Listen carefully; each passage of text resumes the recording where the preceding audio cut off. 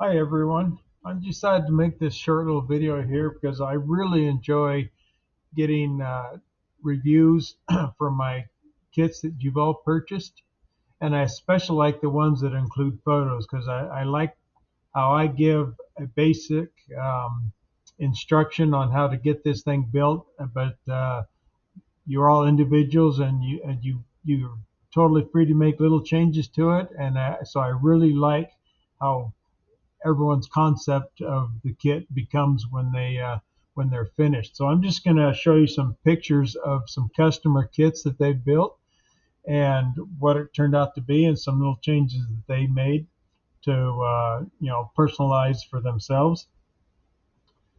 This picture on the screen here is this is actually my first one I made that I started all this whole adventure on, and it's been pretty successful. This is actually version 2.2, and I'm actually selling version 3 right now, which we'll see some pictures. Um, but now onto the customer annealers. Okay, this one here. This gentleman decided, he just got bare bones plywood, no paint. It doesn't matter. Everything still functions exactly the same. So it's totally up to you how much you want to beautify it. It's the function that is actually the important part. And let me mention that when I started this whole thing, my goals were to have a feature rich product that was at a reasonable cost, so that the end product didn't cost everyone an arm and leg. And I wanted to keep the footprint as small as possible because I've seen so many homemade annealers that they were so large and bulky, and I've got limited room in my shop, and I just want to set it away on the shelf when I'm not using it. So those are my goals: to keep it small, compact, and full of features. And this one here, you see, he's got the nice pencil flame. That's the kind of torch you want for doing this stuff. And he's also using the extension hose, which you don't have to have, but I use it, and it sure makes it nice and convenient. And also, he made this, the cartridge holding arm, he made it himself. It's as an option, you can get it from me, but this gentleman purchased him, or I'm sorry, created him on his own. This one here, you see the guy spiffied it up a little bit. It's painted red, looks real nice. Now he has the arm that as an option, you can buy from me. So that's what the arm looks like if you decide to get it from me. If you just don't have the tools or the means to bend it yourself, it can be difficult sometimes. So I do supply it, or not, don't supply it, but it's an option that you can get it from me. Now this one here is one of my favorites. He made it out of 1/2 inch cedar, and then he put a coat of polyurethane over it. It's a real nice looking annealer. Um, he also made it 1.5 inches taller, wider, and deeper.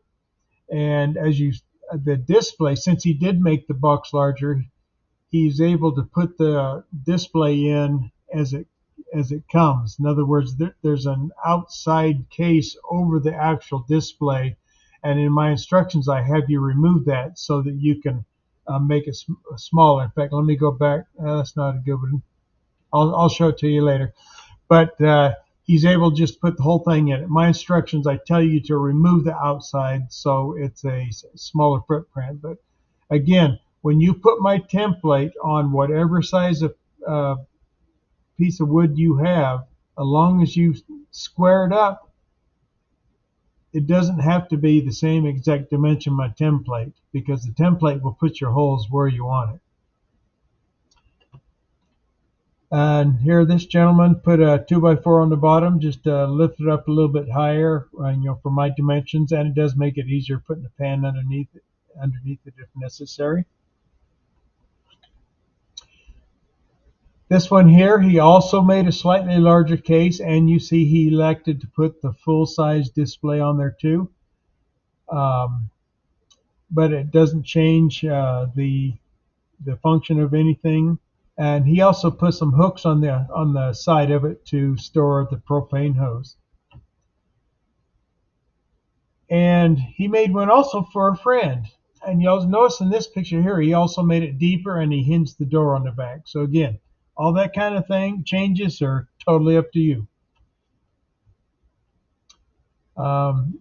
Here's this one's very pretty too, all red, look like it's nice sanded. He doesn't have the handle on it. That's totally up to the builder also. But I think it's just convenient to grab and set on a shelf if it's got the handle on top. But that's a nice looking machine. Here's an example of the display when you take the housing out. It's just the small 3-digit display that goes fits in the hole there.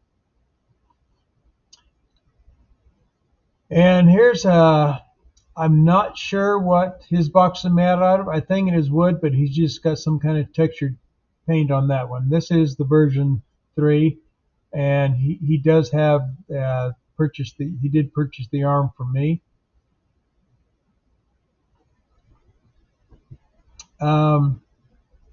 Here's one he's using, actually the 1 pound fat propane bottle, which I haven't tried to use.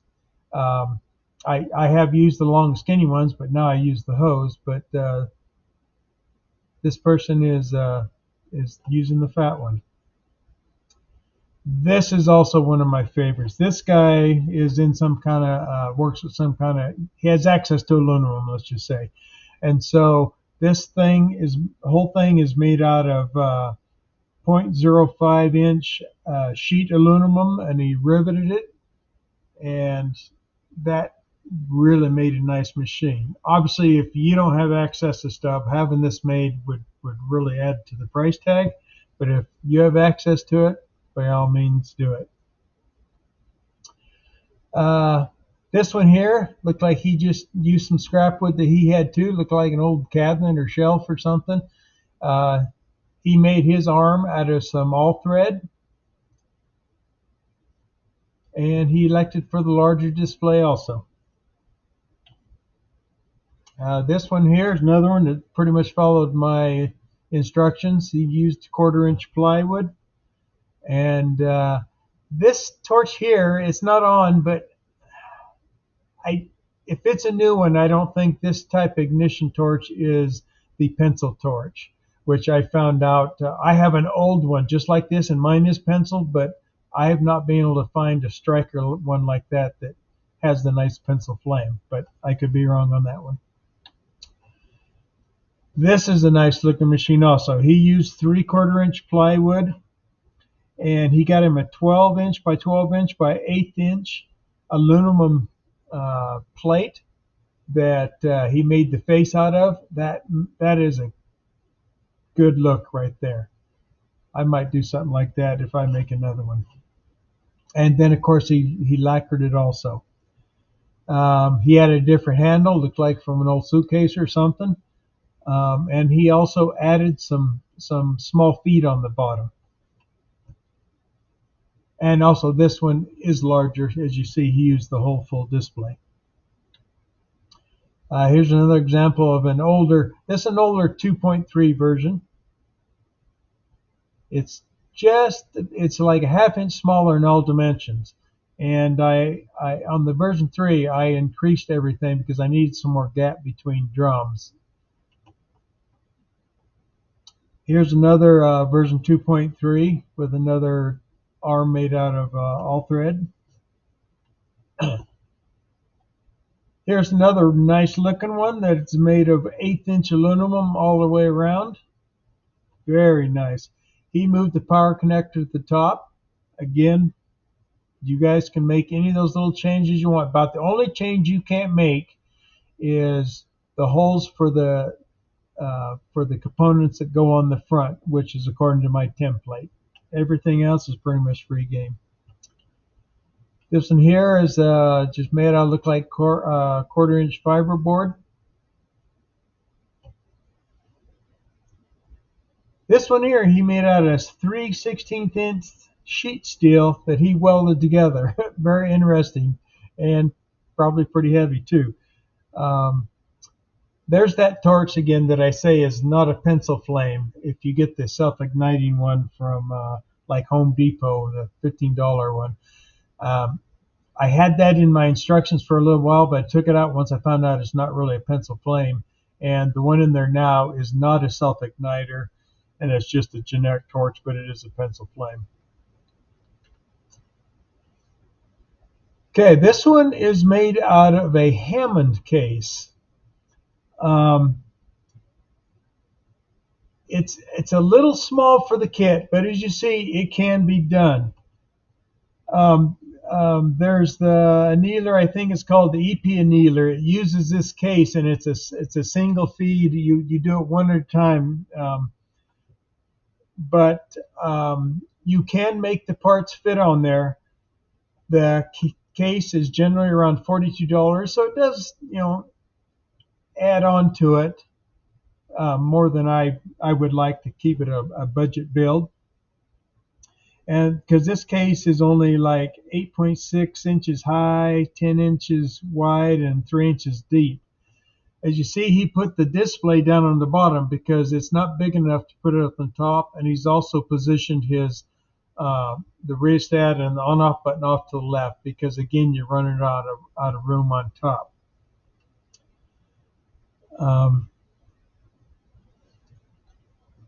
Here's another shot of the Hammond case.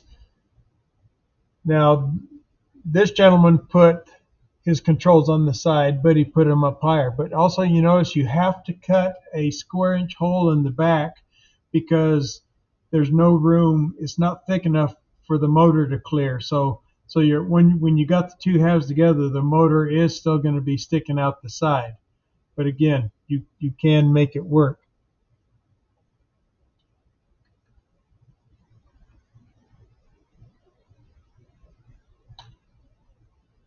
And here's another Hammond case, but he put the controls on top. But again, he's going to have that cutout in the back to make room for that motor. Well, that's the last picture I have. Thanks for viewing it, and thank you for purchasing my kit and build it. Have a good day.